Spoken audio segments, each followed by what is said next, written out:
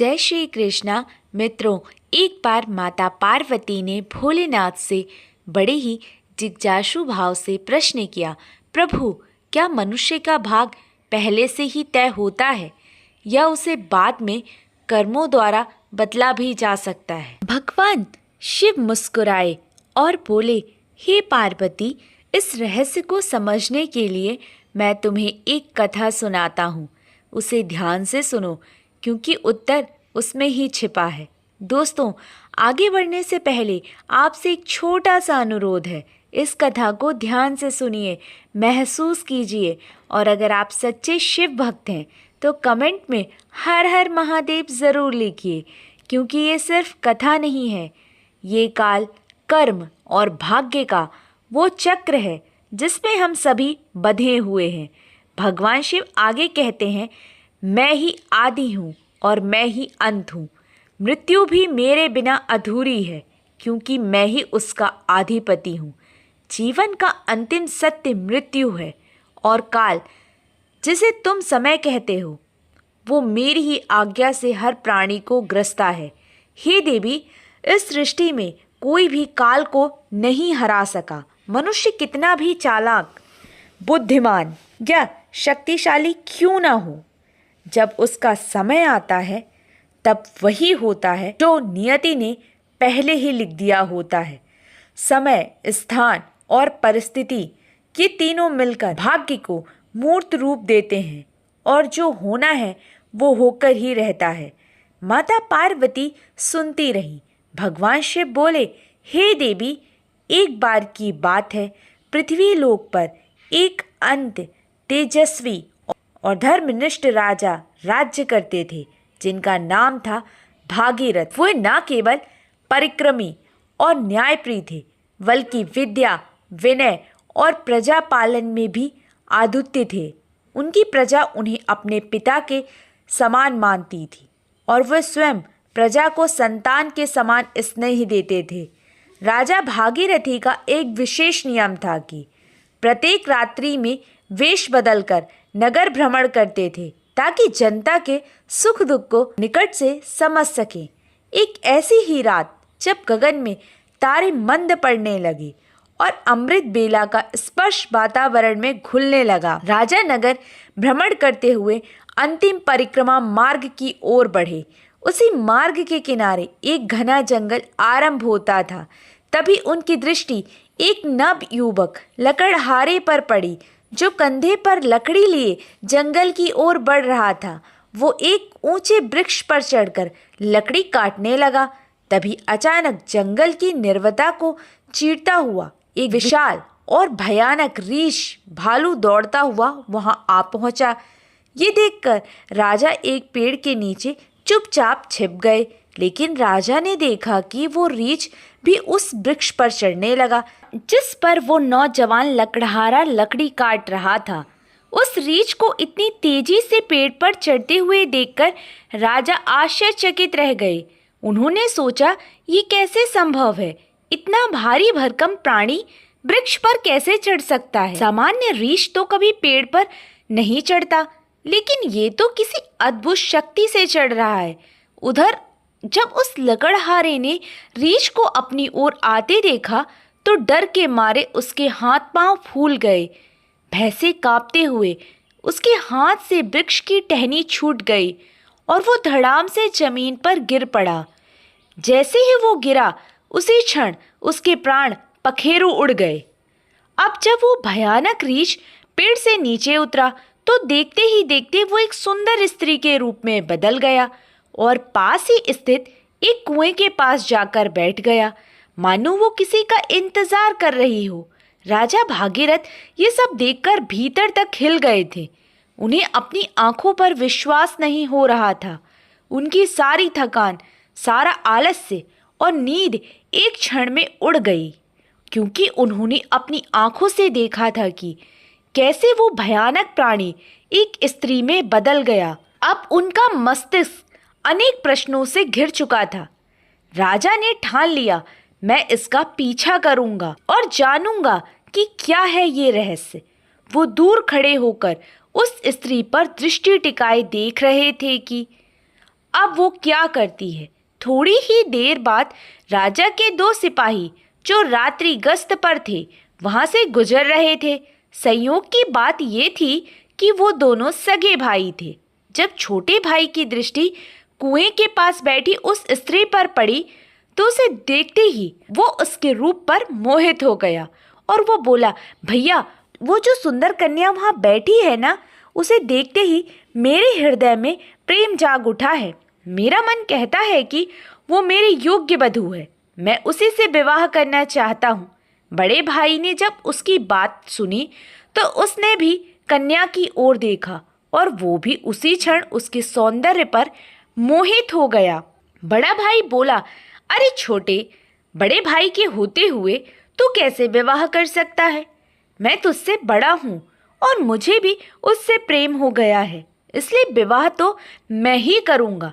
तब छोटा भाई बोला, भैया लेकिन पहले मैंने उसे देखा है, इसलिए विवाह का अधिकार मेरा है। अब दोनों भाई आपस में विवाद करने लगे। तभी बड़े भाई ने समझदारी दिखाते हुए कहा, हम व्यर्थ ही झगड़ रहे हैं, क्यों ना हम इस कन्या से ही पूछ ले कि वो हम दोनों में से किसे पसंद करती है। वो जिससे विवाह करना चाहे हम दोनों उसे स्वीकार कर लेंगे। ये निर्णय लेकर दोनों भाई उस सुंदर कन्या के पास पहुँचे।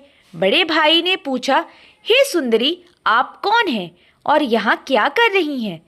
तब उनके पूछने पर वो स्त्री मधुर स्वर में बोली, मेरा नाम रूपा है, मैं पास ही के गांव पासी में रहती हूँ। मैं अपने पति की तलाश में इस जंगल में भटक रही हूँ। छोटा भाई बोला, क्या हुआ, हमें बताओ, तुम्हारा पति कहाँ है? हम दोनों मिलकर उसकी खोज में तुम्हारी मदद करेंगे। तब रूपा ने हल्की से मुस्कान के साथ शर्माते हुए कहा, अरे नहीं, अभी तो मैं कुंवारी हूँ, मैं एक योग्य वर की तलाश में निकली हूँ और इस संसार में मेरा कोई नहीं है। एक माँ थी, वो भी कुछ दिनों पहले चल बसी। इस पर छोटा भाई उत्साहित होकर बोला, वाह कितना सुंदर संयोग है, हम दोनों भाई भी अविवाहित हैं। यदि तुम चाहो तो हम दोनों में से किसी एक से विवाह कर सकती हो। तब मुस्कुराते हुए उस लड़की ने कहा, मुझे तो आप दोनों ही पसंद हैं, आप ही तय कर लो कि मैं किसके साथ विवाह करूं। तब बड़े भाई ने कहा, हम दोनों भी इसी उलझन के साथ तुम्हारे पास आए हैं, अब क्या करें? तब लड़की बोली, तो ठीक है, इसका निर्णय मैं ही कर देती हूँ। मैं तुम दोनों में से एक से विवाह करूँगी, लेकिन मेरी एक शर्त है। दोनों भाई एक साथ बोले, बोलो हमें क्या करना है? तब वो कुमारी लड़की बोली, तुम दोनों में से जो भी अधिक बहादुर और शक्तिशाली होगा मैं उसी से विवाह करूंगी। इतना सुनते ही दोनों भाई स्वयं को एक दूसरे से श्रेष्ठ और बलवान सिद्ध करने की इच्छा से आपस में युद्ध करने लगे। लड़ते लड़ते उन्होंने अपनी तलवारें निकाल ली और फिर छोटे भाई ने बड़े भाई के पेट में तलवार घुसा दी। वही बड़े भाई ने भी पलटवार करते हुए छोटे भाई का गला काट दिया। इस प्रकार तड़प तड़प कर दोनों भाइयों ने अपने ही हाथों से प्राण गंवा दिए। तभी वो लड़की जोर से हंसने लगी और वहां से उठकर घने जंगल की ओर चल दी। वहीं दूसरी ओर राजा को एक और गहरा सदमा लगा। उन्होंने सोचा, इस स्त्री ने क्या कर दिया? ये तो कोई छलावा थी, अब ये आगे क्या करेगी, मुझे देखना चाहिए। ऐसा सोचकर राजा भी कुछ दूरी बनाकर गुप्त रूप से उसके पीछे चल दिए। मित्रों, अब सूर्य भगवान पूरी तरह उदित हो चुके थे, किंतु राजा भागीरथ एक रीछ के वृक्ष पर चढ़ने और फिर एक सुंदर कन्या के रूप में बदल जाने की विचित्र घटना को अपनी आंखों से देखकर भीतर तक हिल चुके थे। अब उन्हें ना भूख का ध्यान था, ना प्यास का और ना ही राजपाट का। उन्हें तो केवल उस रहस्य लड़की के विषय में जानने की तीव्र जिज्ञासा थी। राजा उस सुंदर स्त्री का पीछा करते हुए सावधानी पूर्वक लगभग 2 कोस दूर तक आ गए। अब आगे जो हुआ उसने राजा के आश्चर्य की सभी सीमाएं तोड़ दी, क्योंकि देखते ही देखते वही स्त्री अब फिर अपना रूप बदलकर एक जहरीले नाग में बदल गई और वो नाग बहुत तेजी से रेंगता हुआ आगे बढ़ने लगा। कुछ ही दूर एक नदी बह रही थी। वो नाग नदी किनारे पहुंचा और राजा की आंखों के सामने ही नदी में कूद पड़ा। नदी में एक नाव चल रही थी जिसमें 10 लोग सवार थे। वो नाग उसी नाव की ओर बढ़ा। राजा भागीरथ किनारे खड़े होकर ये सब देख रहे थे। नाग के नाव में कूदते ही उसमें अफरा तफरी मच गई। लोग डर के मारे अपनी जान बचाने के लिए नाव से पानी में कूदने लगे। इस भगदड़ में नाव भी पलट गई। जो लोग तैरना जानते थे वो किसी तरह नदी से बाहर निकल आए, लेकिन जो तैरना नहीं जानते थे वे डूबकर अपनी जान गंवा बैठे। थोड़ी ही देर बाद वो नाग नदी से बाहर निकला और किनारे किनारे आगे बढ़ने लगा। राजा भागीरथ उसका पीछा करते रहे। फिर कुछ दूर जाने पर राजा को एक और आश्चर्य हुआ। वो नाग अब एक बार फिर अपना रूप बदल चुका था। अब वो एक वृद्ध गरीब ब्राह्मण के वेश में था। राजा ने सोचा इस रहस्यमय प्राणी के विषय में जानकारी लेने का यही उचित समय है, क्योंकि इस समय ये एक वृद्ध ब्राह्मण के रूप में है।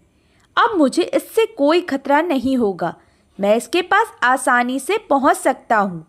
यही सोचकर राजा शीघ्रता से उस रहस्यमय ब्राह्मण की ओर बढ़ने लगे। राजा तो उसके छलावे और रहस्यमय चालों का पहले से ही पीछा कर रहे थे। अब वो तेज कदमों से चलते हुए उस ब्राह्मण के पास पहुँचे।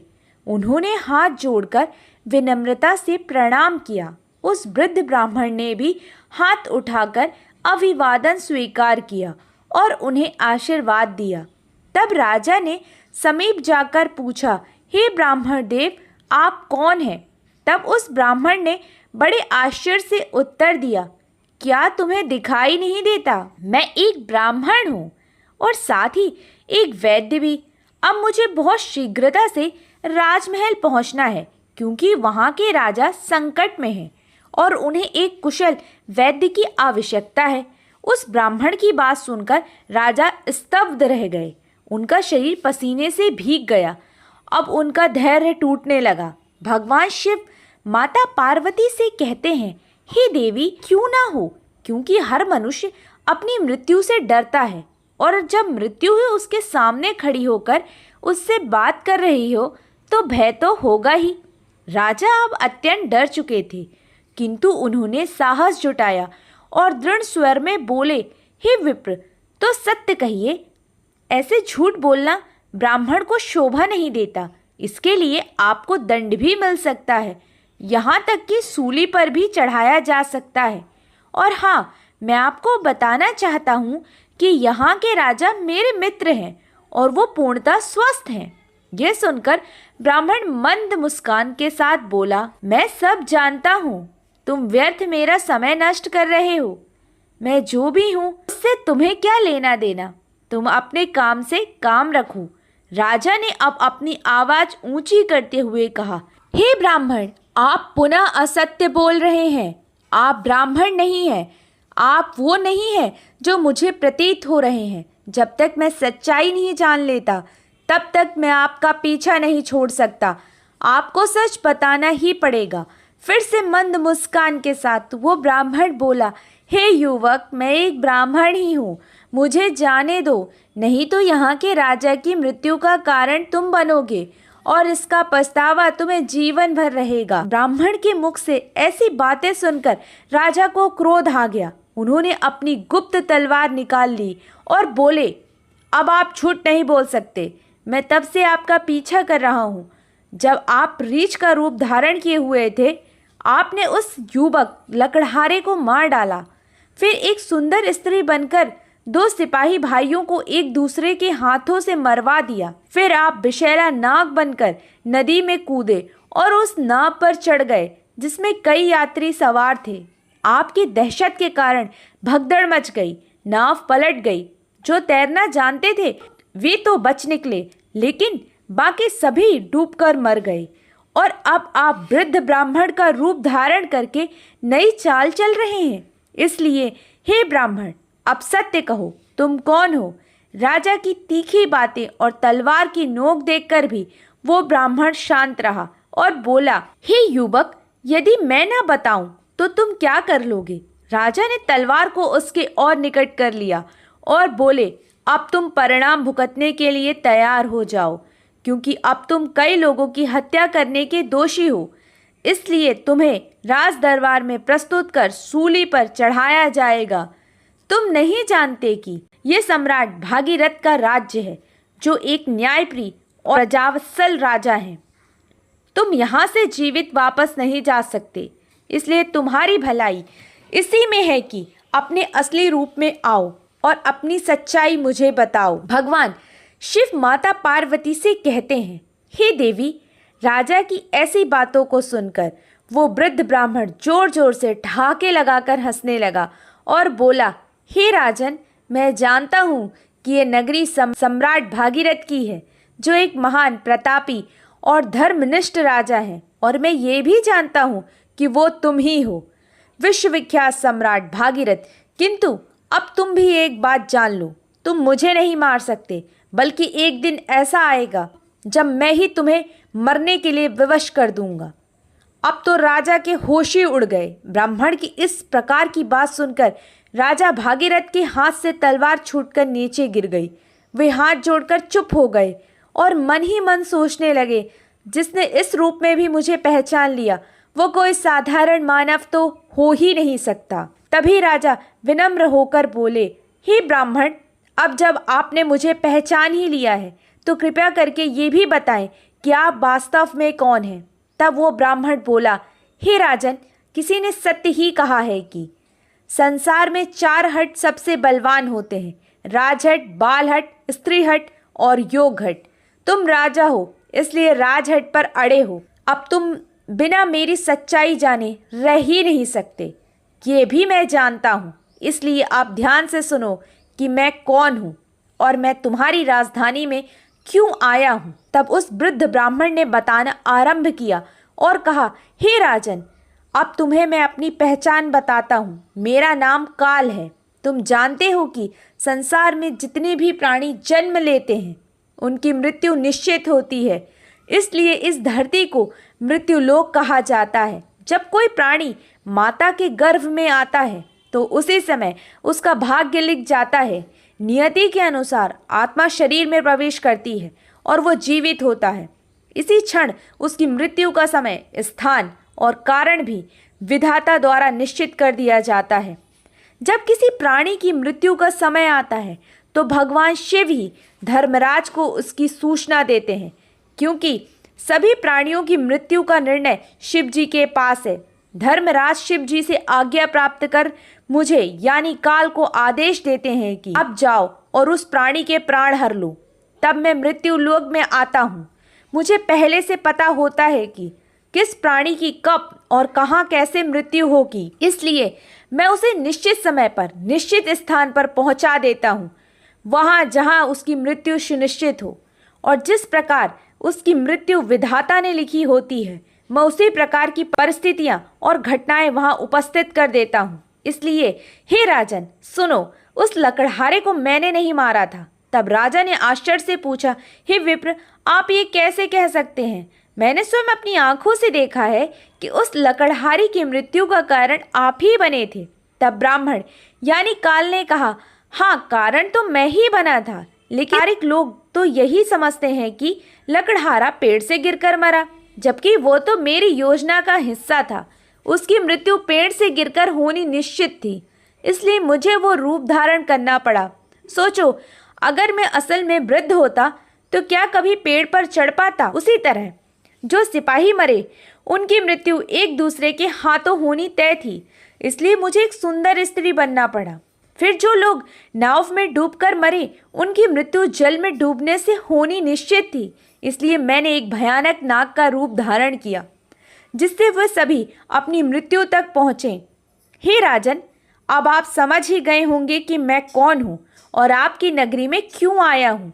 समय, स्थान और परिस्थिति, ये तीनों ही एक प्राणी की मृत्यु में मुख्य भूमिका निभाते हैं। राजा गंभीर हो गए और बोले, हे विप्र, आपने मुझे ज्ञान दिया, उसके लिए मैं आपका आभार व्यक्त करता हूँ। लेकिन मेरे मन में एक और प्रश्न है। आपने थोड़ी देर पहले कहा था कि इस नगर के राजा की मृत्यु होने वाली है, किंतु मैं तो आपके सामने जीवित खड़ा हूँ। तब काल मृदु स्वर में बोले, हे राजन, मृत्यु तो हो चुकी है। वो मृत्यु तुम्हारे छोटे भाई चित्रगुप्त की थी, जो तुम्हारी अनुपस्थिति में राजगद्दी पर बैठा था। शत्रु राज्य के एक गुप्तचर ने उस पर बाण चला दिया, और क्योंकि तुम्हारे राज्य के नियमों के अनुसार तुम्हारी उपस्थिति में वही राजा माना जाता है जो गद्दी पर बैठा हो, इसलिए मृत्यु राजा की ही मानी गई और तुम यहाँ मेरे साथ व्यर्थ की उलझनों में पड़े रहे। भगवान शिव कहते हैं, हे देवी पार्वती, जब राजा भागीरथ को ये ज्ञात हुआ तो वे बहुत दुखी हुए और सोचने लगे, मैंने ये क्या कर दिया। तब ब्राह्मण रूपी काल ने कहा, हे राजन, ये सब तो पूर्व निर्धारित था। तुम तो केवल इस नाटक के एक पात्र हो। जो होना होता है वो होकर ही रहता है। अब शोक करने से कुछ नहीं बदलेगा। तुम्हारी आयु अभी शेष है। अब तुम लौट जाओ और अपना राज्य संभालो। तब राजा बोले, हे यमदूत, मुझे क्षमा करें, मैं आपको पहचान नहीं सका, लेकिन अब मैं एक अंतिम प्रश्न पूछना चाहता हूँ। क्या आप मेरी मृत्यु के विषय में बता सकते हैं?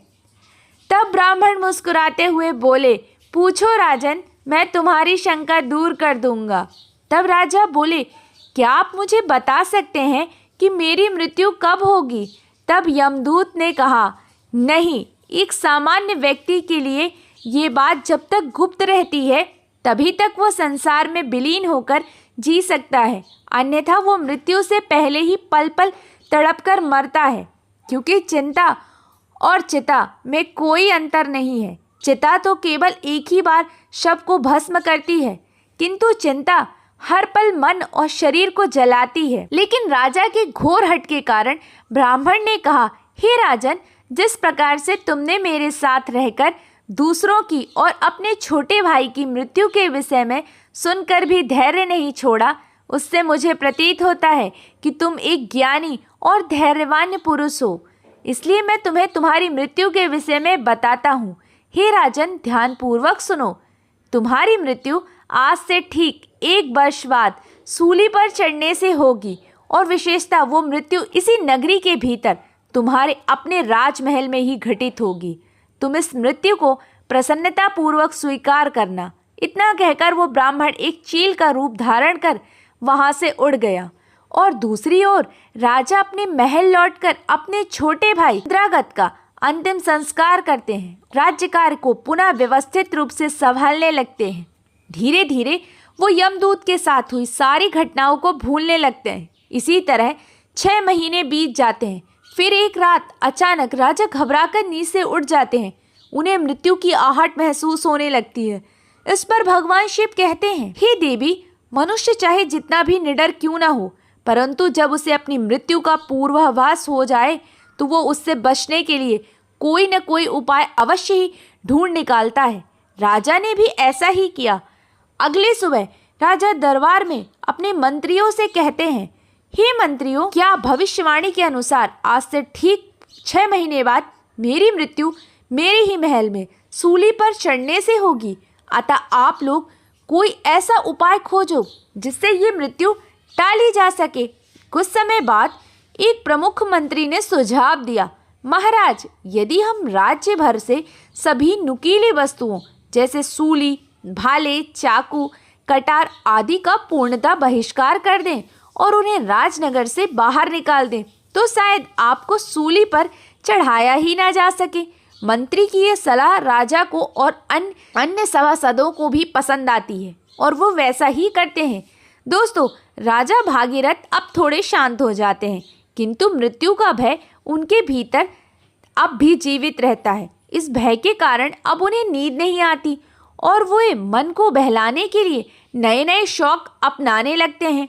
इसी तरह दिन बीतते हैं और वो दिन भी आ जाता है जिसके अगले दिन भविष्यवाणी के अनुसार राजा की मृत्यु होनी थी। अब राजा और भी अधिक व्याकुल हो जाते हैं। उन्हें समझ नहीं आता कि क्या करें। वो सोचते हैं, क्यों ना आज की रात राजमहल से बाहर ही रहा जाए। हो सकता है यदि मैं महल में ना रहूं तो भविष्यवाणी झूठी साबित हो जाए। ये सोचकर वो मध्य रात्रि में एक गरीब भिखारी का वेश धारण कर चुपचाप महल से निकल पड़ते हैं और नगर की गलियों में घूमने लगते हैं। अब कई दिनों की नींद न लेने के कारण वे थक जाते हैं।